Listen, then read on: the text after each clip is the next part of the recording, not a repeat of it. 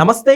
IPS Sunil Kumar గారు చేసిన comments, ఈ కామెంట్స్ వెనక టీడీపీకి సంబంధించిన ఒక ఎమ్మెల్యే కూడా ఉన్నట్లు తెలుస్తోంది. సో ఎందుకంటారు? ఇదే అంశం మీద విశ్లేషణ తీసుకుందాం. ప్రస్తుతం స్టూడియోలో జర్నలిస్ట్ శేషరావు గారు ఉన్నారు. వెల్కమ్ చెప్దాం. Hello sir. Hello. Yes sir, ఇప్పుడు దీని వెనక అంటే ఈయన చేసిన కామెంట్స్ కావచ్చు, దీని వెనక టీడీపీ ఎమ్మెల్యే ఉన్నట్టుగా తెలుస్తుంది. ఏంటి సార్? ఇప్పుడు కాపు దళిత కాంబినేషన్ అనేదాన్ని సునీల్ ఐపీఎస్ తీసుకొచ్చారు అని అంటే అది ఆయన మెదడు నుంచి వచ్చినటువంటి ఆలోచన కాదు అనేది ఎవరైనా చెప్పగలరు. రాజకీయాల గురించి బాగా తెలిసినటువంటి వాళ్ళు ఎవరైనా చెప్పగలరు. దీని వెనుక చాలామంది ఉండి ఉంటారు. దాని వెనుక చాలా కసరత్తు కూడా జరిగి ఉంటుంది అని చెప్పి భావించడానికి అవకాశాలు ఉన్నాయి. ఏదో ఆ రోజు ఆ క్షణాన్ని ఏదో సునీల్ కుమార్ గారు మాట్లాడారు అని చెప్పి అనుకోవడానికి లేదు. అయితే దీన్ని స్టడీ చేసి ఈ ఈక్వేషన్ తోటి వెళ్తే కూటమి బద్నాం అవుతుంది, కూటమిని బద్నాం చేయొచ్చు అని చెప్పి ఐడియా ఇచ్చింది కూటమిలో ఉండేటువంటి ఒక నేత అనేది ఇప్పుడు తాజాగా వెలుగులోకి వస్తూ ఉంది, ప్రచారంలోకి వస్తూ ఉంది. ఎవరు ఇంతకీ ఆ నేత అని అంటే అతను ఈ సామాజిక అంశాల మీద కొంచెం అవగాహన ఉన్నటువంటి అతను. తర్వాత కొంతమందికి సివిల్ సర్వీస్కి ప్రిపేర్ అయ్యేటువంటి వాళ్ళకి కొంత ట్రైనింగ్ ఇచ్చేటువంటి ఒక లీడరు ఒకప్పుడు. తర్వాత సామాజిక అంశాల మీద కొంత స్టడీ చేసి గ్రౌండ్ లెవెల్లో ఉన్నతను. అలాగే అమరావతి రైతులకి నేనున్నాను అని చెప్పి ముందుకు వచ్చి ఆ పోరాటాన్ని తన అధికారం కోసం, భవిష్యత్తు కోసం, ఆర్థిక స్వావలంబన కోసం ఉపయోగించుకున్నటువంటి నేత. సార్ యాక్చువల్లీ ఇప్పుడు కూడా అంటే అధికారంలో ఉన్నట్లే ఆల్మోస్ట్. ఆయన అంత అవసరం ఏంటంటారు ఇప్పుడు అలా ఈ వ్యూహంలో? ప్రభుత్వం మీదనే దండయాత్రను ప్రారంభించారు ఆయన. నేటి ప్రభుత్వం మీద దండయాత్ర ప్రయత్నం చేసి సంయమనంగా ఉండేటువంటి చంద్రబాబు నాయుడు గారిని, ఎంతో సమతుల్యంగా ఆలోచించే చంద్రబాబు నాయుడు గారిని ఇరిటేట్ చేసినటువంటి లీడర్ ఆయన. ఓకే. చంద్రబాబు నాయుడు గారు చాలా సందర్భాల్లో చెప్పారు. ఏం చెప్పారు? తెలుగుదేశం పార్టీలో వైఎస్ఆర్ కాంగ్రెస్ పార్టీ కోర్టులు ఉన్నారు, వాళ్ళతో జాగ్రత్త అని చెప్పారు.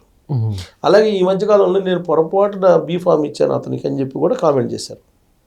సో తెలుగుదేశం పార్టీ క్యాడర్ని బదనాం చేయడానికి వైఎస్ఆర్ కాంగ్రెస్ పార్టీకి సంబంధించిన కొంతమంది తెలుగుదేశం పార్టీలోకి ఎంటర్ అయ్యారు అనేది చంద్రబాబు నాయుడు గారే కడప మహానాడు వేదిక చెప్పారు.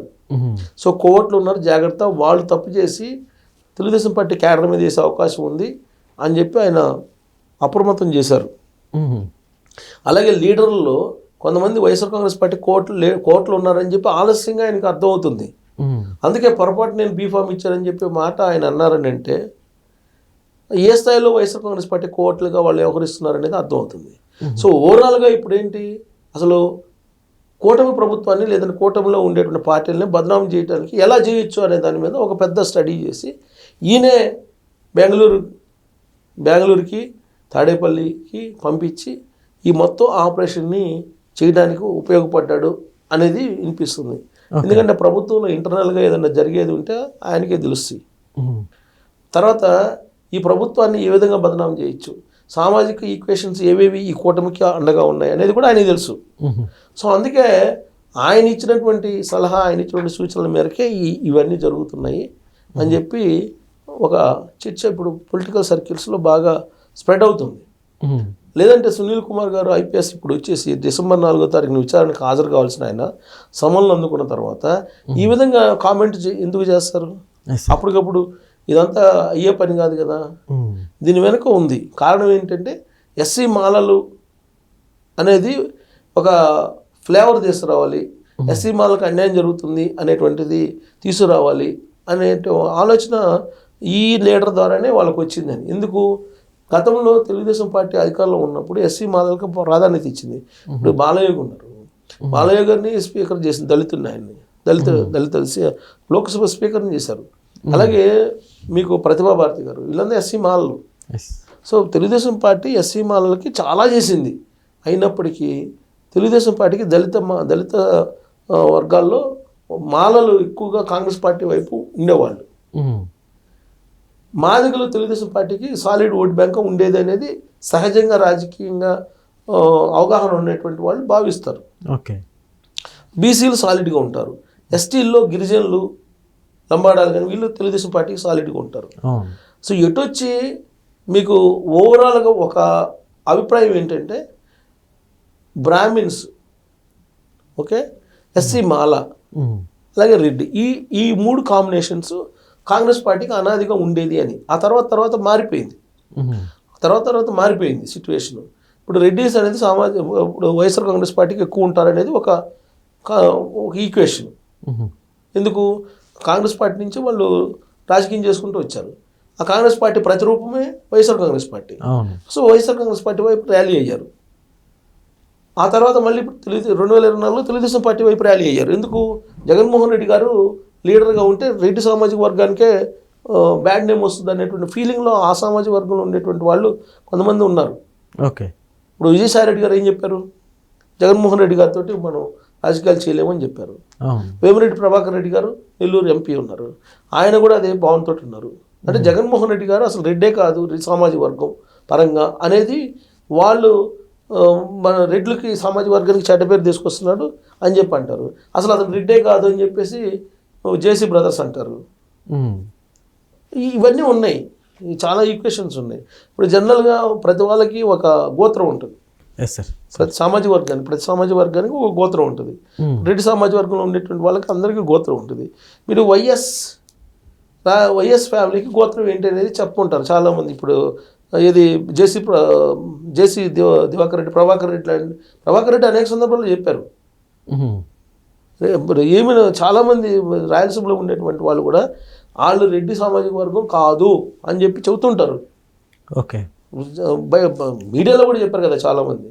ఇప్పుడు ఆ ఇంటి పేరు ఎవరికి, ఆ రెడ్డి సామాజిక వర్గంలో ఆ ఇంటి పేరు ఎవరికి లేవు.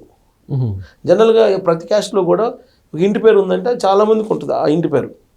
కానీ ఇక్కడ వైఎస్ అనేది ఎదుగురి సంధింటి అనేది ఉంటుంది కదా, అది ఎక్కడ ఎవరికి ఉండదు రెడ్డిస్కి. మామూలుగా రెడ్డిస్కి కామన్గా ఇంటి పేర్లు అందరికీ ఉంటాయి, కానీ వీళ్ళ పేర్లు యూనిక్. వైఎస్ అనేది ఎదుగురి సంధింటి అనేది ఒక్కటే, ఇంకా ఆ ఫ్యామిలీ తప్ప ఇంకో ఫ్యామిలీకి లేదు. మరి అదేలా సాధ్యం? గోత్రం ఉందా అని చెప్పి అడుగుతున్నారు ప్రభాకర్ రెడ్డి వాళ్ళు, జేసీ ప్రభాకర్ రెడ్డి వాళ్ళు అనేక సందర్భాలు అడిగారు. సో కాబట్టి ఈ ఈక్వేషన్ తీసుకుంటే కనుక నీకు మళ్ళీ రెడ్డి సామాజిక వర్గం సపరేట్ అవుతుంది. సో ఇవన్నీ స్టడీ చేశారు. స్టడీ చేసిన తర్వాతనే ఇప్పుడు ఇలాంటి ఈక్వేషన్స్ని తీసుకొస్తున్నారు. ఎందుకు? అన్నీ స్ప్లిట్ అయిపోతున్నాయి సామాజిక వర్గం పరంగా. తెలుగుదేశం పార్టీకి, జనసేనకి ర్యాలీ అయిపోతున్నారు.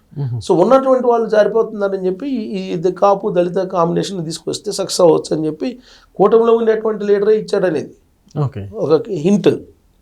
ఇప్పుడు అతను కూడా వైఎస్ఆర్ కాంగ్రెస్ పార్టీకి రాబోయే ఎన్నికల్లో వెళ్ళిపోతారు. ఇప్పుడు కూటమి ప్రభుత్వంలో ఉంటూనే నెక్స్ట్ ఎక్కడికి వెళ్ళాలనే దాని మీద ఆయన ప్లాన్ చేసుకున్నాడు అనేది. అమరావతి రైతుల మహాపాదయాత్రకి ఆయన కీలకంగా ఉండి ఆయన ఇప్పుడు రాజ్యాంగ పదవిని అందుకున్నారు. రాజ్యాంగబద్ధ పదవిని అందుకున్నారు. ఇప్పుడేమంటారు? ఆయన భావన నా సొంత ఇమేజ్ తోటి గెలిచాను, పార్టీ వల్ల కాదని చెప్పి ఆయన భావనలో ఉన్నారని చెప్పి ప్రభుత్వ వర్గాలు చర్చించుకుంటున్నాయి. సో ఆయన ఇప్పుడు ఆయన సామాజిక వర్గం సునీల్ ఐపీఎస్ సామాజిక వర్గం, ఓకే, అలాగే హర్ష్ కుమార్ సామాజిక వర్గం. సో వీళ్ళందరినీ ర్యాలీ చేసేసి కూటమిలో ఉండేటువంటి నేత ఇచ్చినటువంటి సలహా మేరకు ఈ మొత్తం స్కెచ్ అనేది రెడీ అవుతుంది అనేది. సో కాబట్టి కూటమిలో కోట్లు ఉన్నారు, వైఎస్ఆర్ కాంగ్రెస్ పార్టీ కోట్లు అనేది ఎప్పటి నుంచో ఉంది. కానీ వీళ్ళు అవతలకి ఇలాంటి ఉప్పందిస్తూ టోటల్గా కూటమి యొక్క బేస్నే సడలించాలనే ప్రయత్నం చేస్తున్నప్పుడు ఇప్పుడు ప్రభుత్వంలోని ఇంటెలిజెన్స్ కూడా అబ్జర్వ్ చేయాలి.